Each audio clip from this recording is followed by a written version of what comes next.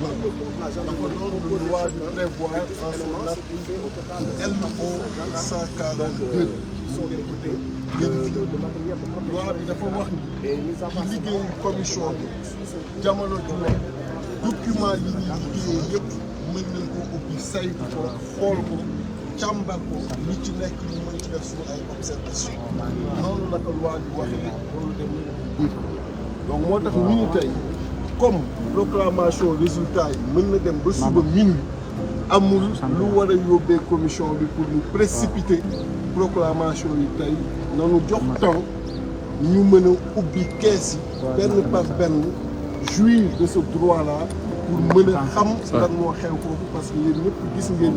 ni score ya fa génn doy na waar alors que ku nekk xam na chaque coalition la mu fay représenté li ci doy waar mooy bi ñu defee démb contrôle yi ëpp ci biir nga xam ni su ay mandataire dañ fa nekk ñoom seeni mandataire ñu signé am na sax ay bureau yi nga xam ne dañ ko gañ yeneen ñi écart yi leen donc bi ñu ñëwee ñu wax loolu commission bi wax ko président que tey dañoo bëgg nga may ñu ubbi kees yëpp ginnaaw démb bi ñu ubbee quelque échantillonnage gis nañ ay irrégularité may ñu comme ni ko loi bi waxee ñu ubbi kees yëpp xam nga loolu war woon am débat mais rapidement mu ni loolu du ko def du mu may ñu ubbi kees yi du mu may ñu def liggéey boobu démb am na luñ ci jot a def mën ñu joxaat tey ñu ni ko mais loolu tegoo ko fenn parce que loi bi wax la et lan moo leen war a yóbbu tey ngeen convoqué la presse à 17h pour joxe ay résultats provisoires alors que am ngeen ba suba minuit bu fekkee ni lu leer ngeen war a def bu fekkee ni da ngeen war a bàyyi liggéey bi ñu tekkee ci lu leer Sénégalais yi xam lu am bu ko defee ñu mën a génn fii kenn du wax ay élections yu ñu contesté ngeen am encore délai alors que lii ñu leen di demandé étape la événement la activité la bi nga xam ni c'est prévu par la loi c'est prévu dans le cadre de ces travaux là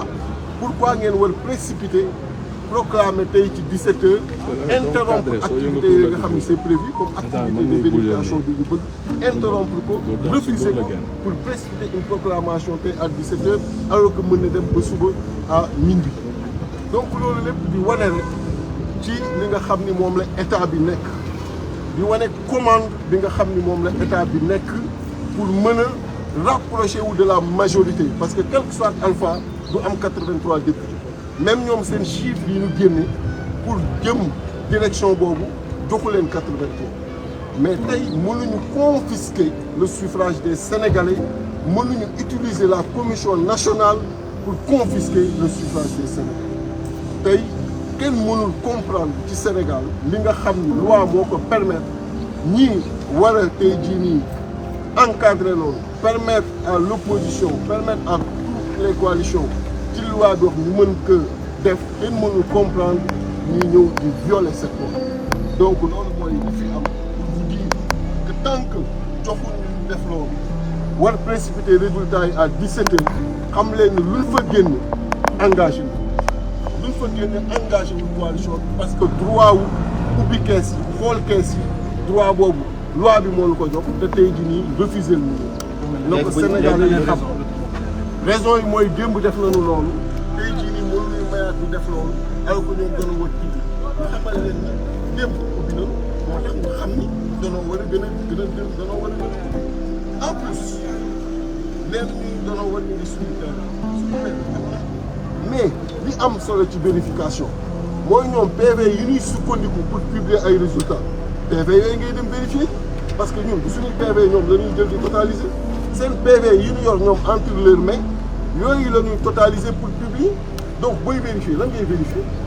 base bi nga xam ni moom la ñuy sukkandiku pour publier base boobu ngay vérifier donc man li ma ëppal njariñ mooy li nekk ci kees bi ñoom ñu xam ko te ñun xamuñu ko loolu moo la amal njariñ est-ce que loolu nekk ci kees googu dëgg la wala du dëgg baax na wala baaxul kuy vérifier foofu nga jëm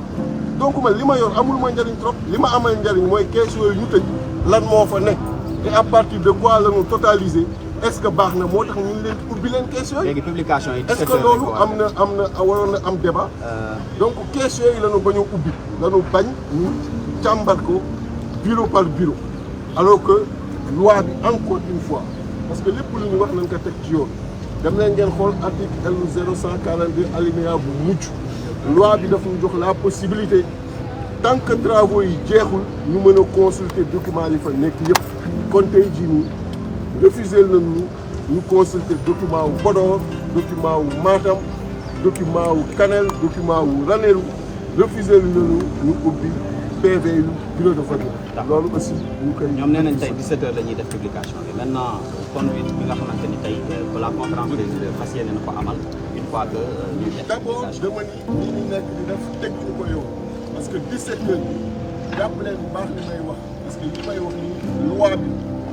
dara imposé wu leen pour ñu tey publier à 17h dara imposé wu leen pour ñu accélérer publication bi parce que gis ngeen yi fi weesu gars yi ay vendredi lañ doon publier ay minuit wala un peu avant minuit donc dara obligé wu leen ñu des pourquoi du ñu jox le délai qu'il faut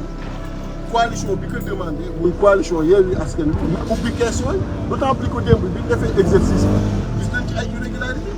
gis nañ ay bureau de vote yi nga xam ni kenn signé wul président bureau de vote bi signé wul son secrétaire signé wul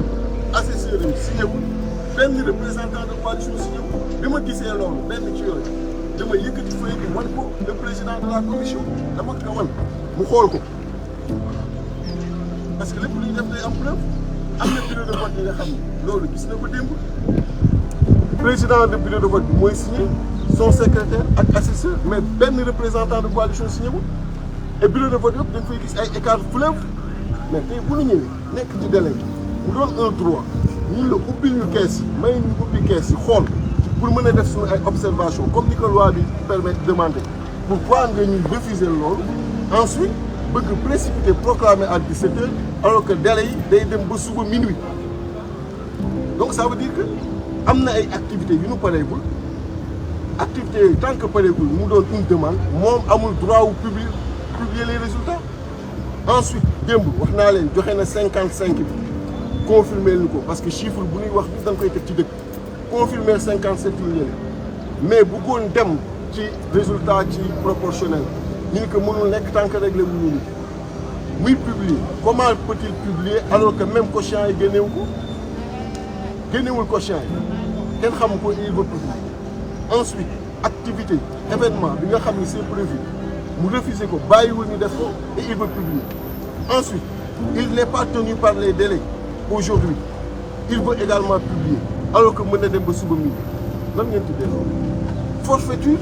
et pourquoi l'opposition qui a reçu le suffrage des Sénégalais nga xam ni intercoalition bi ay 1,5 million voix la jiitu Benno Bokk Yaakaar pourquoi cette intercoalition qui est devant ñu war confisquer son suffrage à travers aujourd'hui ay manœuvres yi nga xam ni kenn mënu ko comprendre moo tax ma ni tant que lii loi bi joxul accepté wu ko defaluñu ko lu fa génn lu ñu publier les Sénégalais yi xam ni engagé wuñu parce que lu ñu yoon doxooñu ko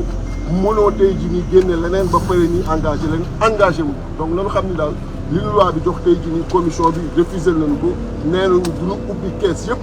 nee nañu dañuy publier à 17h alors que affaire bi ba suba minuit la